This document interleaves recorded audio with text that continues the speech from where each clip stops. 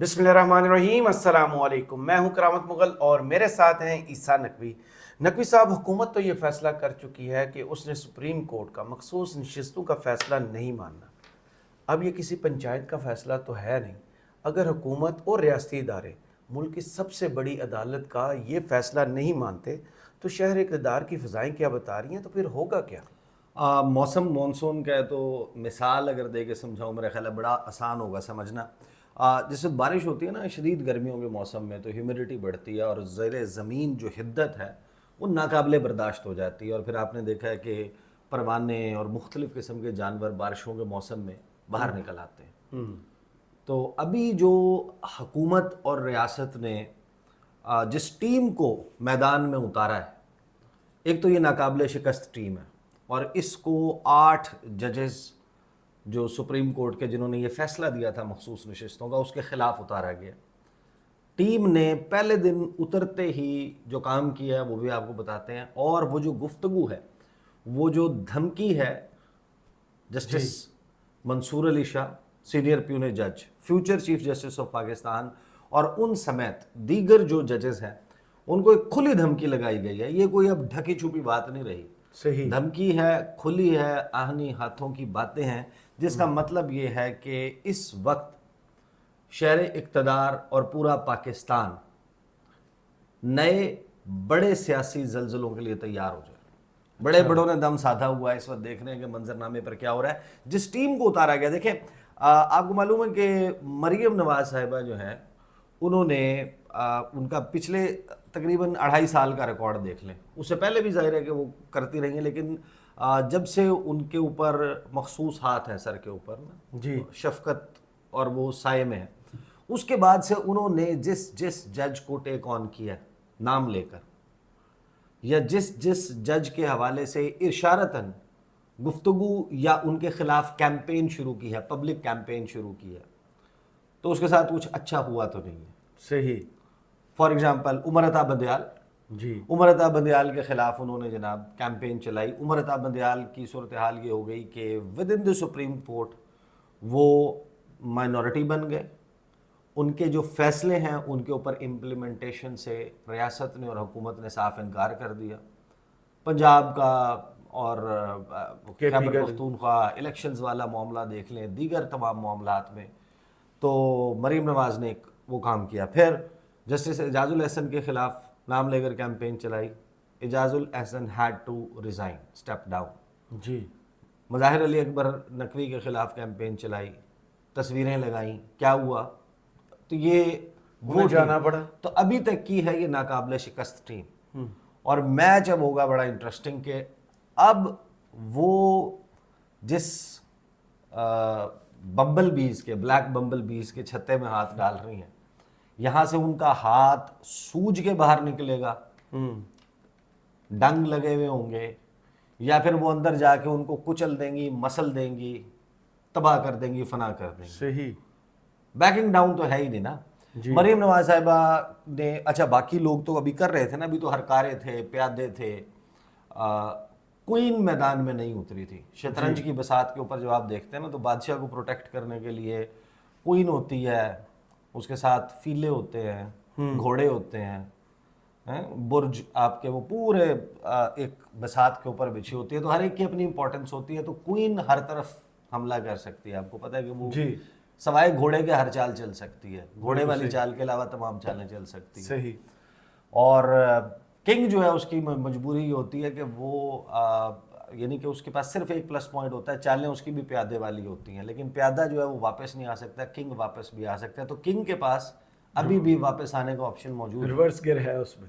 लेकिन क्वीन उसको कब तक प्रोटेक्ट कर पाती है, शहमात ना हो, ये एक बड़ा इंपॉर्टेंट सवाल है। तो मरीम नवाज साहिबा जो है वो गई बाजार, वो मॉडल बाजार या कोई सस्ता बाजार टाइप को वो इफ्तिताह था, उनको वहाँ पे कोई बुजुर्ग भी मिल गए, वो भी कैसे बेहतरीन से स्टेज्ड वो होता है। बहरहाल उन्होंने वहाँ पे जो गुफ्तगू की, वो गुफ्तगू मैं आपके सामने रख देता हूँ, और उस गुफ्तगू में कुछ ऐसी चीज़ें मौजूद हैं जिसका मतलब ये है कि अब फिर वही एक लड़ाई जो है वो आपको सामने होती हुई नजर आएगी, और एक लड़ाई पर्दे के पीछे चल रही होगी।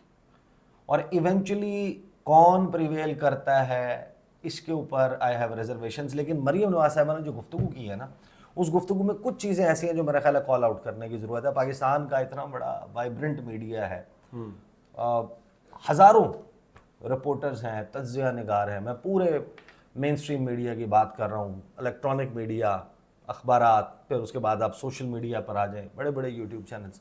بہت کم لوگ ہیں جو اس کے اوپر کال آؤٹ کرتے ہیں. کچھ چیزیں ہیں جن کے اوپر ویسے تو ایک ایک جملہ مریم نواز کا ایسا ہے جس کے اوپر ایک ایک ویڈیو ہو سکتی ہے, صحیح, لیکن ذرا کوئکلی اس سے گو تھرو کرتے ہیں. وہاں پر وہ گفتگو کرتے ہوئے دیگر باتیں کرتے ہوئے کہتے ہیں کہ آج ایک اور بات کرنا چاہتی ہوں. جب یہ ملک سٹیبلائز ہونے لگتا ہے, جی, یعنی مریم نواز کے مطابق یہ ملک اس وقت سٹیبلائز ہو رہا ہے, استحکام آ رہا ہے اس ملک میں, جب اس ملک میں عوام کی زندگی میں بہتری آتی ہے, وہ کہہ رہی بہتری بھی آ رہی ہے ملک میں, واہ, عوام کی زندگی میں ترقیاتی کام ہونے لگتے ہیں, پتہ نہیں کہاں ہو رہے ہیں, مریخ پہ وہ ایلون مسک کے ساتھ کوئی منصوبہ بنا رہے ہیں, کوئی نئی کالونی بنا رہے ہیں. پنجاب میں اب پتہ جو بھی منصوبہ ہوتا ہے اس کا اسپیشل سیٹ لگتا ہے نا, تو سیٹ پتہ ہے آپ کو جتنا آپ کا ویژن ہے اس کے مطابق ہوتا ہے کہ مجھے اتنا ہی دیکھنا ہے, تو ترقی ہی نظر آئے گی. تو پھر آ جائیں اس جملے پہ جہاں پہ وہ کہتی ہے مہنگائی کم ہونے لگتی ہے. آپ اندازہ لگائیں, یعنی بیوقوف بنانے کا اس سے بڑا اور کیا طریقہ ہو سکتا ہے کہ آپ عوام کو, اور میڈیا اس کے اوپر کوشچن نہیں کرتا, اس کے اوپر کاؤنٹر نہیں کرتا اور فیکٹس نہیں رکھتا. یہ جب کہتے ہیں نا مہنگائی کم ہونے لگتی ہے, یہ مہنگائی کم ہونے کی بات نہیں ہے. پہلی بات تو کہ یہ بھی فیکچولی غلط ہے کہ شرح, جی, مہنگائی بڑھنے کی شرح کم ہونے کو ہمارے حکمران آج کل کہتے ہیں مہنگائی کم ہو رہی ہے. اچھا, ارے بھائی مہنگائی بڑھنے کی شرح ہے. ایک چیز 100 روپے کی ہے, جی, اگر وہ 90 روپے کی ہو جائے تو آپ اس کو کہیں گے کہ وہ سستی ہو رہی ہے. اچھا, اگر ایک چیز 90 کی تھی وہ 100 کی ہو گئی اور اب وہ 95 پر آ جائے تو آپ کہیں گے مہنگائی کم ہو گئی. 90 سے اوپر گئی تھی, 100 پہ پہنچی تھی, 95 پر آ گئی. مہنگائی 10 روپے ہوئی تھی, 5 روپے کم ہو گئی, 95 پر آ گئی تو مہنگائی کم ہو گئی. یہاں محترمہ, ان کے چچا, ان کے والد اور ان کے تمام منسٹرز جس وقت مہنگائی بڑھنے کی سپیڈ, رفتار جو ہے وہ سلو ڈاؤن ہو جائے ایک ہفتے کے لیے, کوئی کمی آ جائے اس میں, اس کو کہتے ہیں مہنگائی کم ہو رہی ہے. کچھ خدا کا خوف کریں, اس کو مہنگائی کم ہونا نہیں کہتے, اس کو مہنگائی بڑھنے کی شرح کم ہونا کہتے ہیں. اس کا مطلب یہ ہے کہ جس چیز نے 100 سے 120 روپے پر اگلے 2 ہفتے میں پہنچ جانا تھا, اب وہ 4 ہفتوں کے بعد 120 روپے کی ہوگی, تو وہ اس کی سپیڈ کم ہو گئی ہے. تو یہ جو جھوٹ بولنا ہے اور بالکل کھلا ننگا جھوٹ بولتے ہیں اور کوئی ان کو کاؤنٹر نہیں کرتا, اس سے بڑی واہیات بات ہی کوئی نہیں ہے. مہنگائی کم, لوگوں کو جا کے دیکھیں کہ ان کے حالات کیا ہیں. اب ذرا کوئکلی آگے چلتے ہیں. تو میں محترمہ کہتی ہیں کہ تو کسی نہ کسی کو اس کی تکلیف ہونا شروع ہو جاتی ہے, پتہ نہیں کون سی ایسی نظر ہے جو اس ملک کو لگ جاتی ہے. چند افراد کا ٹولہ بیٹھ کر ایسے کوئی فیصلے کر دیتا ہے. اب یہ آپ سپریم کورٹ اپنے ذہن میں رکھیں, جی, اور 8 ججز کو ذہن میں رکھیں, یہ تمام گفتگو ان کے متعلق ہے. وہ کہتے ہیں کہ چند افراد کا ٹولہ بیٹھ کر ایسے کوئی فیصلے کر دیتا ہے جس سے ترقی کا عمل یا تو رک جاتا ہے یا وہ ریورس ہو جاتا ہے. ابھی آپ نے دیکھا ہوگا کہ سٹاک مارکیٹ 82,000 پر پہنچی تھی. جب مریم نواز صاحبہ کی اکانومی کی انڈرسٹینڈنگ یہ دیکھیں کہ وہ سمجھتے ہیں کہ جو سٹاک مارکیٹ ہے وہ اوپر جائے تو اکانومی بہتر ہے. سٹاک مارکیٹ کے بارے میں شہباز رانا سمیت جو سٹاک مارکیٹ کو سمجھتے ہیں کہ یہ کتنی بڑی گیمبلنگ ہے, جی, جوا ہے. فیکٹر ضرور ہے, یہ ریفلیکٹ کر رہی ہوتی ہے بہت ساری چیزوں پہ, لیکن یہ جس کو آپ انڈیکیٹر بتا رہے ہیں انڈیکیٹر نہیں ہے. بالکل صحیح. بہرحال کہتے ہیں کہ 82,000 پر پہنچی, 82,000 پر, یہ بلا وجہ نہیں ہوتا, یہ سینٹیمنٹ ہوتا ہے مارکیٹ میں جس میں لوگوں کا اعتماد ہوتا ہے حکومت کے اوپر کہ یہ حکومت ایسے فیصلے کر رہی ہے کہ جس سے اکانومی میں بہتری آ رہی ہے. میں اس کے اوپر بھی علیحدہ سے وہ کر سکتا ہوں, لیکن ابھی کیونکہ سبجیکٹ نہیں ہے. عوام کی زندگیوں میں بہتری آ رہی ہے. تو آپ دیکھیں یہ جو سپریم کورٹ کا فیصلہ آیا ہے یہ عدم استحکام پھیلانے کی کوشش نہیں ہے تو اور کیا ہے. یعنی وہ ڈیلیبریٹلی کہہ رہی ہیں کہ سپریم کورٹ جو ہے وہ اس وقت عدم استحکام, یہ ججز جو ہیں یہ پھیلانے کی کوشش کر رہے ہیں. مجھے اس کا دوسرا نام تو سمجھ نہیں آتا, ایک ایسا شخص جس کو آج آپ یہ بھی نہیں کہہ سکتے کہ وہ ٹرائیڈ اینڈ ٹیسٹڈ اور فیلڈ نہیں ہے.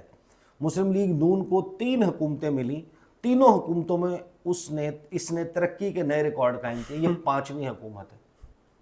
तरक्की। वफाक में 5वीं हुकूमत है। सबसे पहले आप देखेंगे कितने धड़ल्ले से आप झूठ बोल देते हैं। 3 मरतबा आपके वालिद साहब वज़ीर आज़म रहे, दूसरी मरतबा आपकी चचा की, और दरमियान में वो जो आए थे गंदुम स्कैंडल वाले, गंदुम स्कैंडल वाले, जिनके गंदुम स्कैंडल पे आपने बात करने की कोशिश की तो उन्होंने कहा कि चुप, वरना फॉर्म फॉर्म 47 47 का राज खोल दिया, मुंह दिखाने के लायक नहीं रहोगे। सही। तो वो भी आप ही की तो टेक्निकली हुकूमत थी, कंटिन्यूटी, क्योंकि वो लंबी चली थी ना, वो कोई ट्रांजिशन तो थी नहीं, एक हुकूमत से दूसरी हुकूमत के दरमियान मुंतकिली का पीरियड नहीं था, उन्होंने भी टाइम गुजारा, सही फैसले लिए जो इर्रिवर्सिबल फैसले। ये उससे पहले कानून साजी करके गए कि वो फैसले कर लें। हाँ, तो वो कहती हैं कि जनाब जिसने 3 हुकूमतें मिली, तीनों हुकूमतों में उसने तरक्की के नए रिकॉर्ड कायम किए जो नज़र नहीं आते। ये उन्होंने नहीं कहा, ये मैं कह रहा हूँ, खिदमत के नए रिकॉर्ड कायम किए, दुनिया ने उसकी गवाही दी। दुनिया टीवी दी गल तो नहीं कर रही। और एक शख्स है जिसको 4 साल हुकूमत मिली और उसने वो तबाही की इस मुल्क की जिसकी कोई मिसाल नहीं मिलती। अगर लोग वही तबाही मांग रहे हैं। मरियम नवाज साहिबा जो हैं वो 2022 में इनकी हुकूमत ने जो 2021-22 का इकोनॉमिक सर्वे छापा था, सिर्फ उसको उठा के पढ़ ले। इंग्लिश तो पढ़ते नहीं है ना। नहीं इंग्लिश में था ना। नहीं, उर्दू में भी होता है, उर्दू कॉपी भी आती है, वैसे इंग्लिश में पढ़ते हैं, कॉपी भी आती है, अंग्रेजी भी होती है। आप उर्दू वाला वर्जन पढ़ लें, किसी को कह देंगे पढ़ के समझा दे, उसमें जो आदाद शुमार लिखे हुए हैं और वहां से आपने कैसे नोज डाइव करवाया है, जो आपकी हुकूमत का साल था। और वो कब छपा था? वो जून में आया था जी, बजट से पहले। हाँ, जो पीटीआई की गवर्नमेंट है वो अप्रैल में जा चुकी थी जी। आप अपनी शेरवानी पहन चुके थे, 11 अप्रैल को शेरवानी पहन के हल्फ उठा चुके थे। उसके बाद आपके 2 भयानक महीनों के बावजूद वो जो नंबर्स थे, जो शरह नमू थी, वो 6.2 पे थी। सही। और उस वक्त के आप उठाकर जो पाकिस्तान के रिजर्व्स हैं, 1 अप्रैल को जो फिगर्स शाया हुए या 1 मार्च को वो उठा के देख लें तो आपको अंदाज़ा हो जाएगा। बहरहाल आगे वो कहती हैं कि इसने वो तबाही की मुल्की के जिसकी कोई मिसाल नहीं मिलती। 4 साल में तरक्की करते हुए मुल्क को भी नीचे लाने के लिए बहुत बड़ी नाअहली की ज़रूरत होती है। वो इससे भी बड़े नाअहल थे, और ये भी नाअहल हैं, वो इससे बड़े नाअहल थे। और आप चीफ मिनिस्टर साहबा की अहलियत का मयार देखें कि वो ये सारी गुफ्तगू पर्ची से देख के पढ़ रही थी। उनके सामने पर्चियाँ फैली हुई थी, तो वो ये बताने के लिए कि आपका सियासी मुखालिफ कितना नाअहल था, अगर आपको पर्ची पढ़नी पड़ रही है तो आपकी तौबा कर लें, अहलियत का अंदाज़ा लगा लें। कहती हैं कि आज जो हमारे मुल्क में हालात हैं, आज जो आवाम पर तकलीफ़ें आई हुई हैं, ये उसी 4 साल का नतीजा है।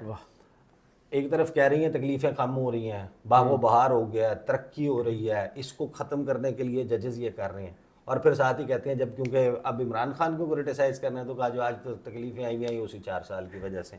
गाना बदल गया बस। हाँ, IMF को तो नवाज शरीफ ने प्रोग्राम कामयाबी से ख़त्म करके खुदाफिज कह दिया था। IMF को वापस लाने वाला कौन है?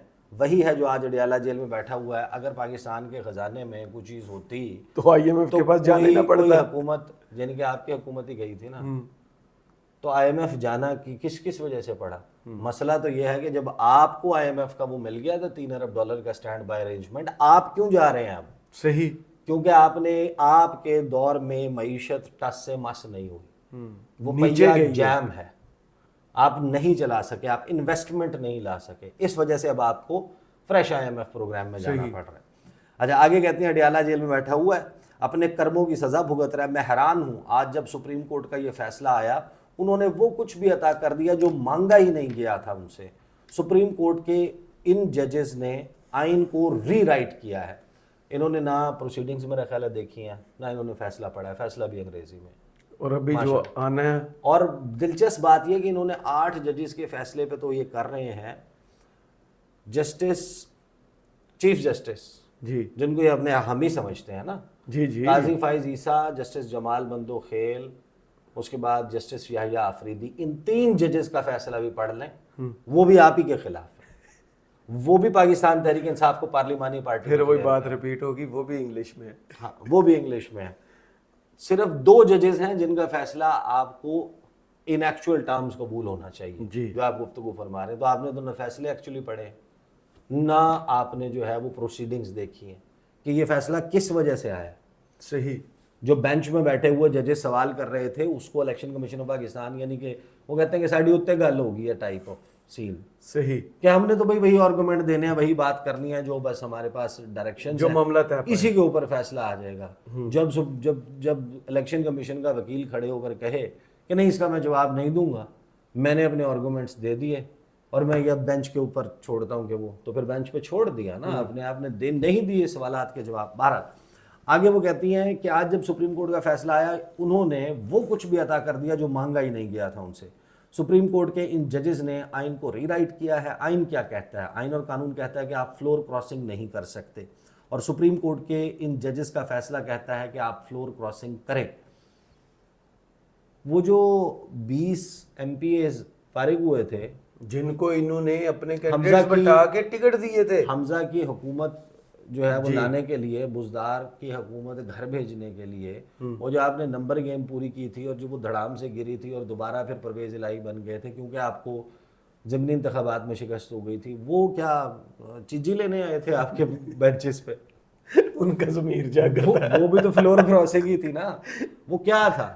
اور وہ جو سندھ ہاؤس میں آپ کر رہے تھے جس میں ایکچولی اگرچہ انہوں نے ووٹ نہیں ڈالا لیکن وہ ایک اور سیاسی جماعت کے ووٹ پر, اس کے نشان پر, اس کے لیڈر کی تصویر پر منتخب ہو کر آئے تھے, تو ان کو آپ نے کیا لوڈو کھیلنے کے لیے سندھ ہاؤس کو لایا؟ ٹکٹ دیا نا راجہ ریاض کو, وہ نہیں لڑا, الیکشن الگ بات ہے. لیکن اس وقت نور عالم خان سمیت, راجہ ریاض سمیت, جن کو سندھ ہاؤس میں بھیڑ بکریوں کی طرح جمع کیا تھا, وہ کیا وہاں پہ لوڈو کھیلنے کے لیے آئے تھے؟ پپھو کے گھر گئے. This is called floor crossing. Absolutely.